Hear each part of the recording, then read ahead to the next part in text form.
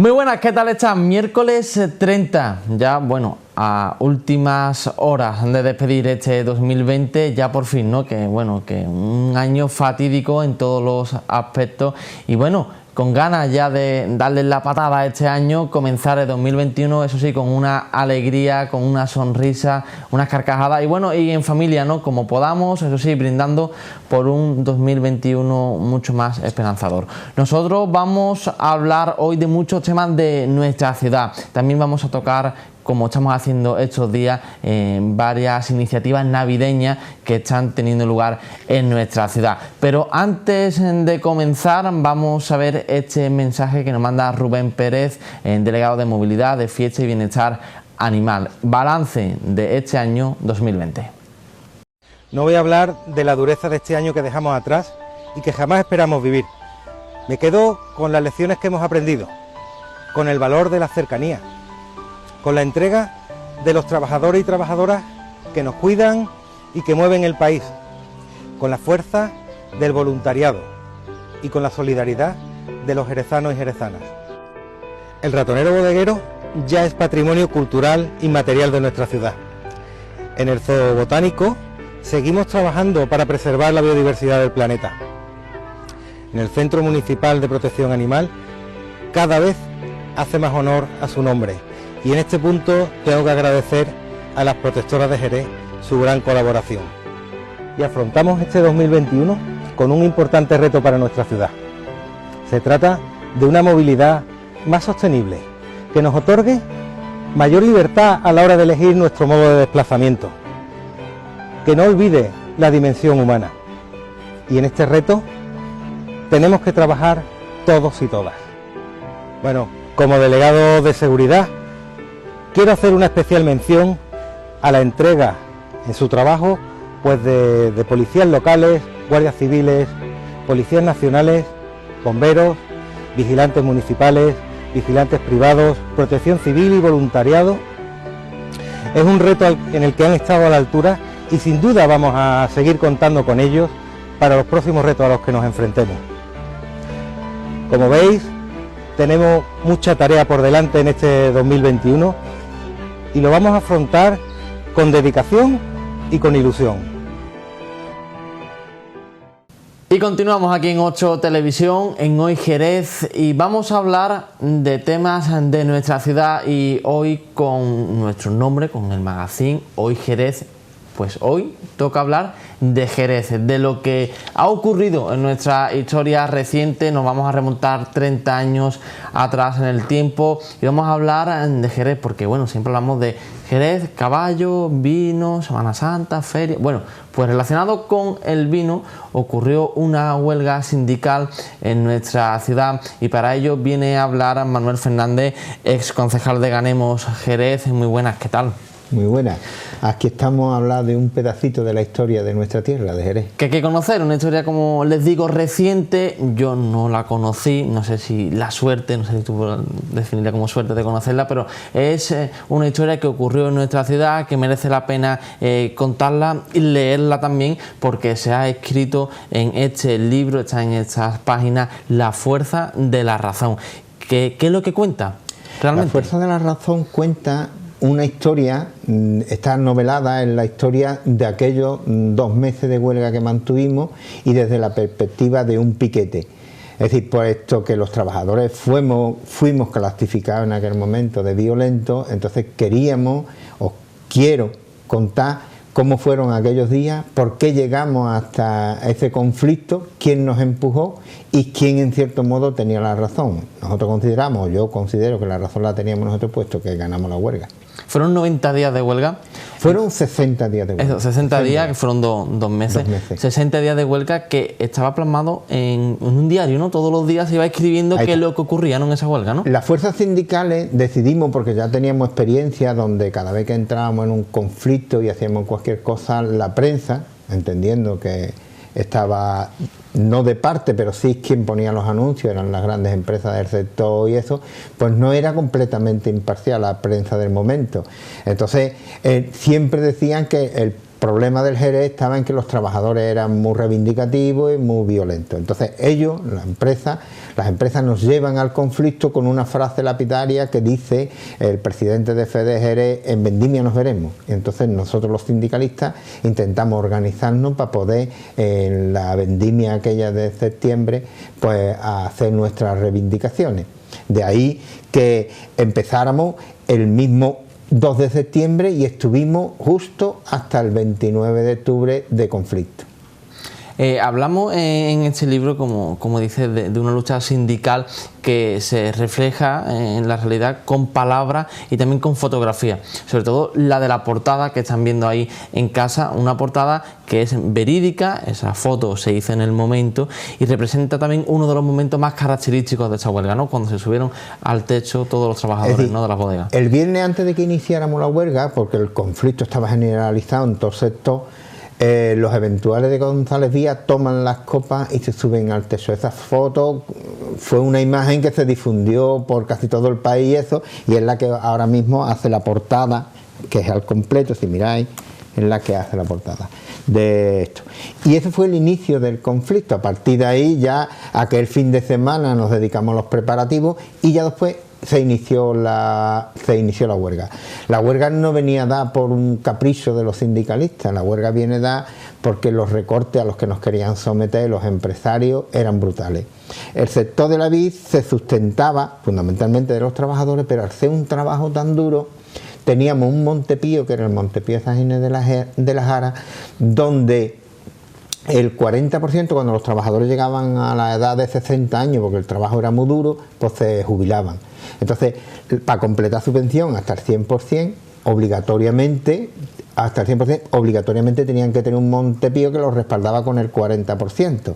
Entonces los empresarios en aquel momento, porque en esa fecha es cuando van aterrizando las grandes transnacionales en Jerez, y esas transnacionales pues ven que el negocio del vino era un negocio artesanal y familiar, y empiezan a intentar descabezar toda esta situación. Se quieren eliminar los centros virtuales, quieren acabar con los pensionistas. Eso quería decir que 3.000 familias de pensionistas se iban a quedar con el 60% del salario. Quieren poner a la venta las viviendas que las empresas habían construido donde vivían los trabajadores de las bodegas, se las querían poner a los trabajadores con un precio un poco desorbitado y no firmaban el convenio. Entonces todo ese cúmulo de circunstancias nos llevó a que los trabajadores, acompañados por los pensionistas, por las mujeres de Darza y todo, una ciudad se pusiera en pie a defender su ciudad, que era, porque el Jerez es conocido en el mundo, aparte de Jerez, como el Jerez, el vino que daba. Estas grandes empresas no venían a defender nuestros vinos, venían a defender sus productos, porque las cadenas de comercialización que tenía el Jerez, cualquier botella, en cualquier parte del mundo podía haber una botella de Jerez o una botella de brandy, y esto es lo que ellos querían ocupar, la comercialización, las redes comerciales que teníamos. Es decir, por ejemplo, Domé ocupaba todo el espacio en Hispanoamérica al completo. Agustín Blasque ocupaba todo el sudeste asiático. En Filipinas nada más que se vendía Felipe II. Cada empresa iba ocupando un espacio y eso es lo que ellos vinieron a comprar. Yo siempre digo que en nuestra tierra se bebía aní, ponche, brandy y vino. Vinos de todos los tipos que tiene el Jerez, que son tan maravillosos y tan generosos. Hoy se bebe vodka, whisky, ron, ginebra y cerveza. Se bebe muy poco vino de Jerez y algunos jerezanos beben y se ponen delante una copa de tinto sin saber dónde viene y le dicen que están tomando Rioja. Es decir, cuando nosotros tenemos unos vinos generosos que pueden maridar cualquier tipo de comida. Y por eso luchaban los sindicalistas, los trabajadores, y ha utilizado una palabra Montepío que, bueno, la has explicado, pero una palabra que ya está un poco en desuso, y eso es lo que también pasa en este libro, ¿no? Que hay muchas palabras que se utilizaban hace 30, 50 y 60 años y vienen bien explicadas en un pie de página, ¿no? Que, bueno, Montepío, y viene ahí su explicación, la explicación, ¿no?, de lo que es un Montepío. Es decir, una de las cosas que he conocido con la edad es que cuando me pongo a escribir, el editor es joven, de 30 y pocos años, y cuando empieza a leer, para ir corrigiendo y eso, empieza a decirme esto qué es. Por ejemplo, ha habido que poner un pie de página a lo que es un lagar. ¿Por qué? Porque en el resto de España mucha gente no sabe lo que es. O que es una planta de multuración, o que es un Montepío, o que es un COI. Entonces, el lenguaje parece que es evolutivo somos capaces de ir utilizando más temas sajones, pero estamos olvidando el principio de nuestra lengua, o de esta lengua tan característica como es el andaluz, ¿no? Entonces, es verdad que una vez que está editado me han reservado, pero había que poner pie de página para que la gente entienda muchas veces qué tipo de labores o trabajos te estaban haciendo en esos momentos. Porque también esa es la esencia, ¿no?, de ese diario y de este libro, ¿no?, las palabras y la jerga que se utiliza también en el campo, que muchas veces es un poco diferente, ¿no?, a la que se utilizaba aquí en la ciudad. También destacar, ya no solo del libro, me lo comentabas antes de empezar la entrevista, bueno, el libro tiene una firma de contrato, como todo, tiene que tener la legalidad, pero esto se hizo como también se hacía a lo mejor hace 30 años, ¿no? Se cogió una servilleta y se firmó, y también con una cláusula muy especial, ¿no? Ahí está. Cuéntanoslo. La gente sabrá, como tú has dicho, yo fui concejal de Ganemos. En Ganemos hicimos un vídeo que era del tema de la privatización del agua, que nos lo demandaron en muchas ciudades de Jerez y de España, y tuvimos que ir a presentarlo, ¿no? Y entonces en uno de esos viajes me tocó ir con el compañero Ale, y yo le conté, porque como él ha escrito libros también y estaba metido en el mundo de la literatura, le dije, mira, tengo esta idea, que pues eso podemos sacar un libro, porque eso puede dar para una historia, tú la escribes, ahora la vemos. Total, que sentado en un bar en Illesca, me acuerdo que era en Illesca, allá en Toledo, me dice, pero yo esto, para comprometerte, te voy a hacer un contrato. Y en una servilleta hicimos un contrato en el que yo escribía la historia, él la editaba, y el pago que yo le daba era un almuerzo. Te va a salir caro, ¿no?, el almuerzo, ¿no? Ahora, después del éxito que está teniendo y como lo estamos vendiendo, yo creo que donde él diga y como quiera. Pues ahora que habla del éxito y de que se está vendiendo, también una edición, también esta primera tirada, primera edición, muy especial, no tiene código de barra. Yo creo que me lo cuentes tú, porque bueno, si no tiene código de barra, ¿cómo se vende? ¿Cómo se puede adquirir? Porque ahora también vienen esas cartas para los Reyes Magos, amigos invisibles que tenemos también con los amigos, un buen libro para regalar, pero claro, ¿cómo se puede adquirir? Ahí está, vamos a ver. Esta primera edición nosotros la hemos hecho y no se le ha puesto código de barra, por lo que no se va a poder vender en librería, ni tienda, ni nada. ¿Por qué?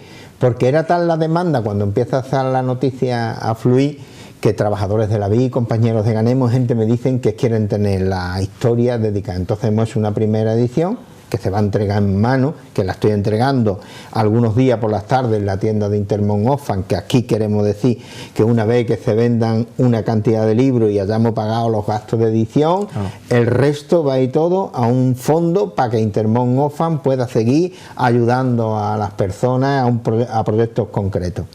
Entonces lo estoy entregando en mano. Quien quiera se pone en contacto conmigo a través de las redes sociales, por mi teléfono, yo le reservo el libro y una vez que lo pague se lo dedico y lo entregamos en mano. Estos primeros, estamos ya hablando que la segunda edición va a llevar código de barra para que se pueda vender, pero estos primeros 200 libros van a ser, el que lo tenga va a ser algo excepcional, que se le ha entregado en mano y que lo tiene. ¿Venta online tendrá?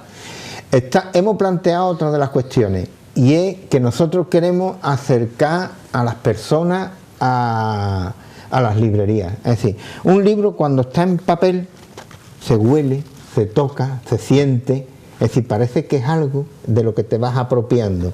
Los libros electrónicos están muy bien, porque yo soy defensor de todo tipo de lectura, pero queremos de momento que el papel sea para que la gente perciba algo suyo, algo que le falta a esta tierra, que muchas veces no somos capaces de defender lo nuestro.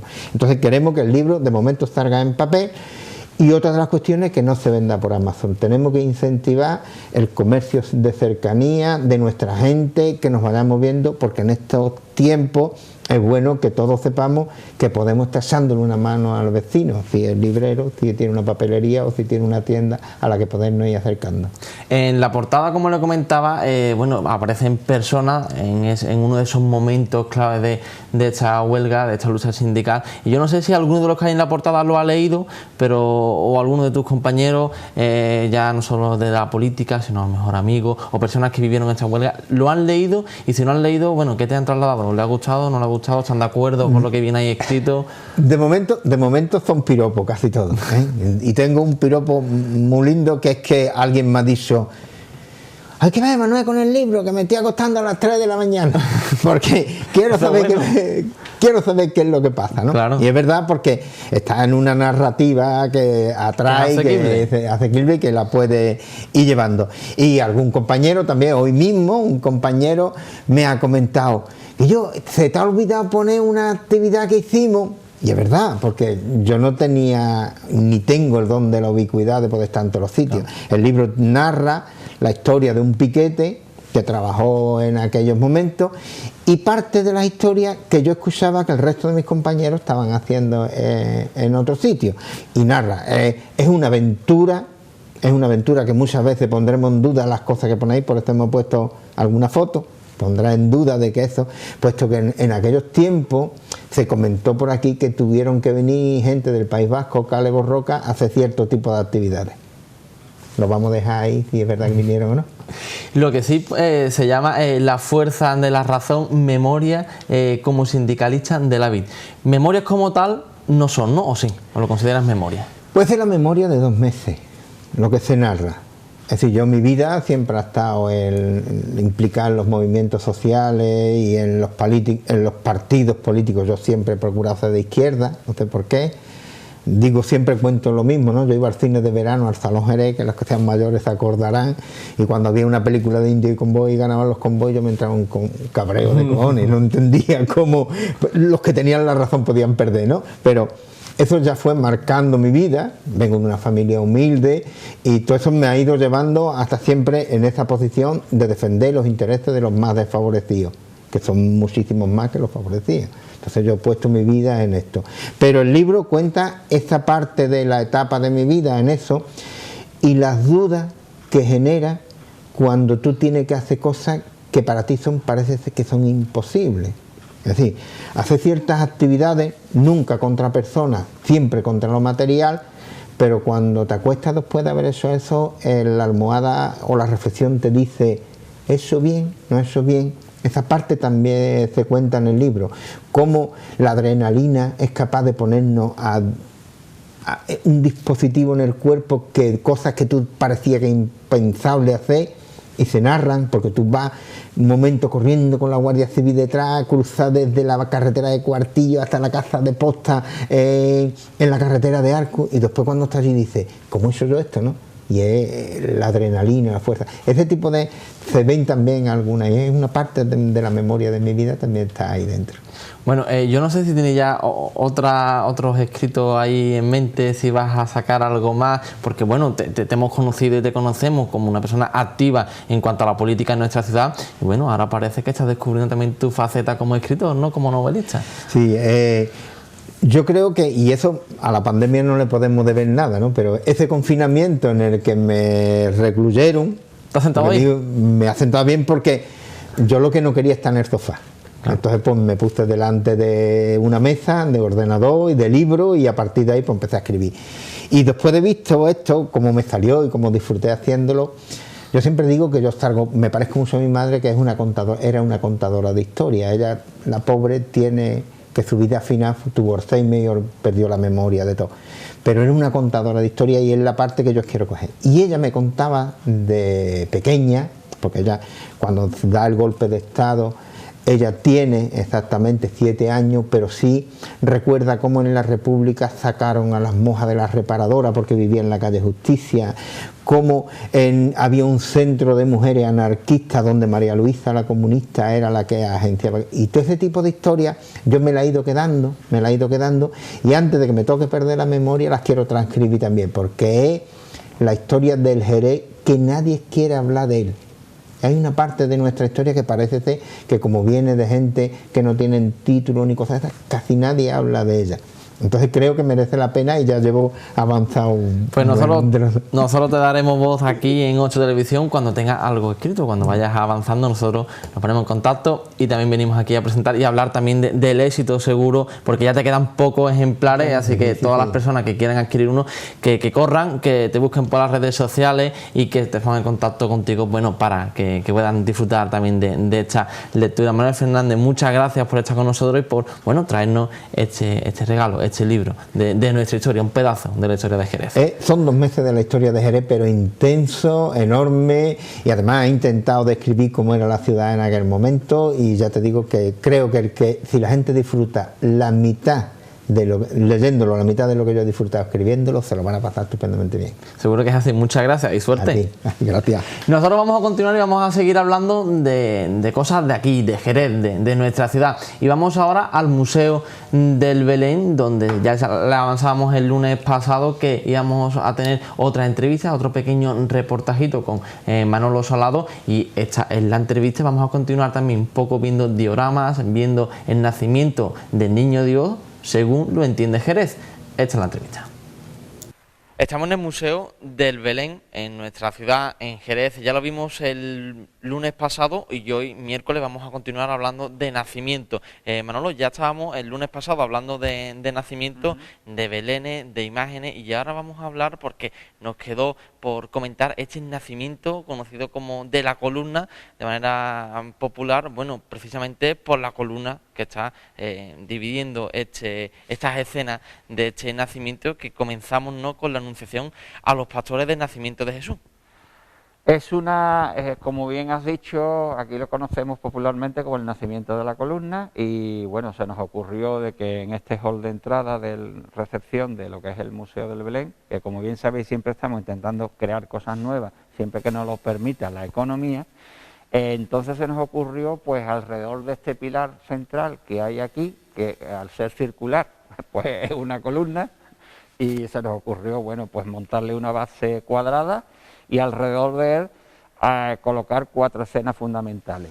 Como bien esta primera que estamos viendo es la anunciación a los pastores por el ángel, que está aquí representado por una nube, donde están los pastores cuidando el rebaño y bueno, están en torno a lo que es una candela. Como bien veis, es una recreación de un roquedal realizado por Miguel Pérez en este caso, y en él estamos viendo, bueno, lo que sería el típico campo de los pastores con esas pequeñas grutas de aquella zona. Colocamos lo que es un fondo como un celaje en celeste. Aquí no nos preocupaba hacer una perspectiva perfecta de lo que es la escenografía precisamente, pero sí lo que sí nos preocupaba mucho era que los 4 autores, que cada uno hicimos una escena de él, pues que se conjugaran perfectamente y tuvieran un enlace en cada ángulo. Si queremos, vamos pasando y vamos viendo la siguiente escena, que es una escena realizada por Pedro Sánchez, donde vemos de que ya cambia un poco lo que es la forma de la roca. Es una roca de color rojizo y donde aparecen lo que son las lascas de las piedras, los distintos estratos de lo que es la roca, y bueno, está ambientado también con unos verdores. Como bien estáis viendo, es una cueva también de reducidas dimensiones, porque son las cuevas de aquella zona habitualmente son así, son pequeñitas, y a modo de establo, donde aparece la mano del hombre en esa intervención, donde podemos apreciar aquí en esta esquina un pilar que, como es lógico, no está aguantando a las rocas, sino que denota de que hubo ahí una pequeña construcción realizada por el hombre. Como bien veis, hay un pequeño derrumbe de piedras, y bueno, ahí a la derecha, pues a modo de establo, es donde tienen los animales, ¿eh? Es la utilización que se hace de esos recursos naturales en esas oquedades. Como bien veis, también está bastante bien ambientado en cuanto a colores, a texturas. Y luego vamos pasando, si os parece. Bueno, ahí vemos ya ese pastorcillo que viene ahí cargado con la oveja. Ya en la anunciación que veíamos antes, bueno, pues uno de ellos ya se acerca a adorar al niño. Sí, vemos cómo se acerca. Como bien veis, hay una serie de cuestas. Por ejemplo, aquí en el centro, la parte más alta es la parte precisamente del misterio, que como bien veis está tratado con todo el primor del mundo y todo el mimo. Está muy bien iluminado, está destacando lo que es la imagen de María y del niño, y bueno, está José algo retirado y los otros pastores que han venido a adorar, y bueno, está un poquito adobado con cacharrería y con elementos, sin abusar, que es como a nosotros nos gusta tratar un poco esto, poner en su justa medida los elementos que tienen que estar. Luego ya, como vais apreciando, pasamos a la siguiente cara, que es la caravana de los magos. Aquí la caravana de los magos tuve yo el placer de realizarla, y como bien veis también aparecen una serie de rocas que van enlazando con la escena anterior. Hemos intentado todos de que, aunque haya cambios y variaciones de colores y de tonos, pero que vayan enlazadas unas con otras. El mismo dibujo, ¿no? Que exactamente, y que, bueno, aunque cada autor pusiéramos de nuestra cosecha, pero sí que pudiera conjugarse todo y bueno, y presentar a quien lo contempla pues una idea con un razonamiento bastante adecuado y que no despistara de que parecieran de que cada uno era una cosa distinta, ¿no? Sino que parezca un todo. Aquí, como bien veis, ahí ya aparecen colores ya grises, empieza de lo que son los tonos tierra y van apareciendo unos colores grises con unas pequeñas montañas, unos roquedales de primer plano y unas rocas de fondo que ya se van perdiendo y fundiéndose un poquito con el horizonte, en unos tonos ya violetas, grises medios y grises claros. Y aquí, bueno, pues el camino de los Reyes Magos siempre hay que representarlo, o a mí siempre me gusta representarlo con algo un poco como tortuoso, ¿no? Dar la sensación de que no fue una cosa placentera. Y entonces, pues bueno, hay subidas, hay bajadas, hay un pequeño puente con un arroyo, no es un río de gran dimensión, pero sí es un arroyo pequeño que ofrece esa leve dificultad para hacer el paso.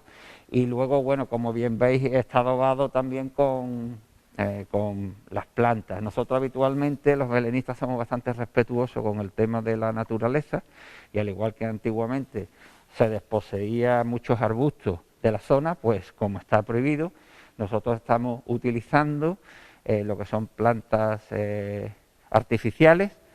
Y bueno, alguna natural que utilizamos es porque hay muchos belenistas que tienen jardines o tienen macetas en sus terrazas y las cultivan.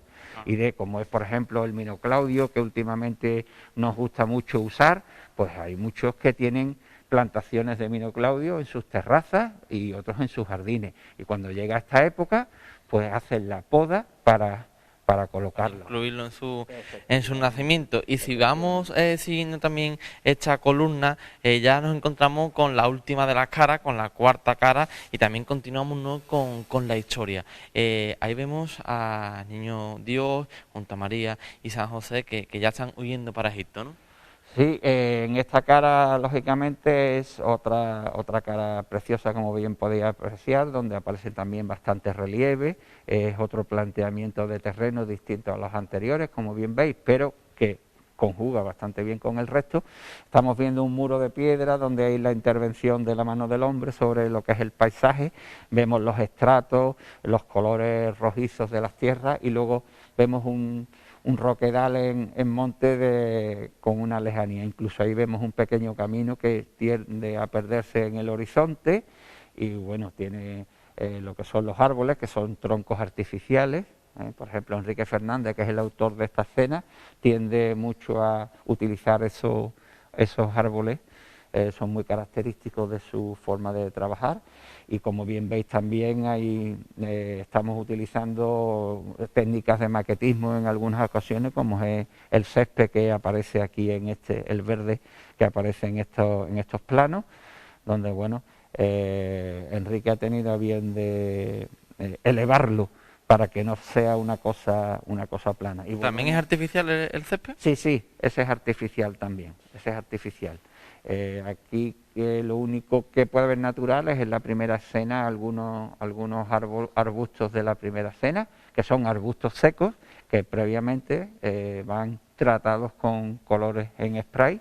Es decir, esa planta es una planta que ya está muerta, incluso proviene de un campo de un particular, es decir, que no la hemos cogido en ningún sitio, sino un particular que tiene sus campos, y dentro de esos campos, bueno, pues hay veces que nos dona, cuando hace alguna limpieza, pues hay veces que nos dona ciertas plantas que saben que a nosotros nos interesa, pero ya son plantas secas y que nosotros tratamos con ellas.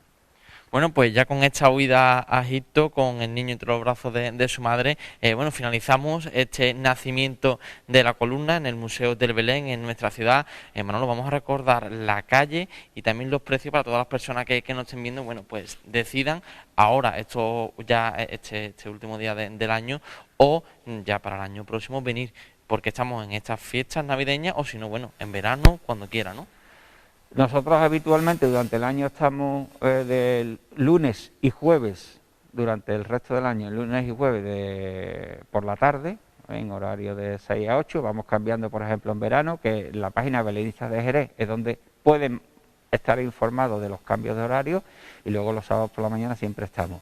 Hasta que pase, diremos, final de año y la primera quincena de enero, estaremos con este horario que hemos propuesto ahora y que está funcionando bastante bien, y es un horario de tarde, de lunes a sábado, de 6 a 8, y el sábado y el domingo por la mañana, de 10 a 12.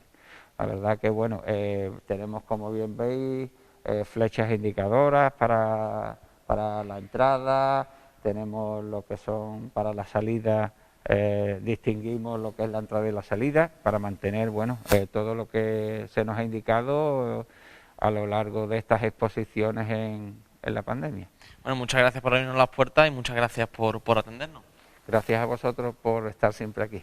Y nosotros vamos a continuar aquí en 8 Televisión, no se muevan.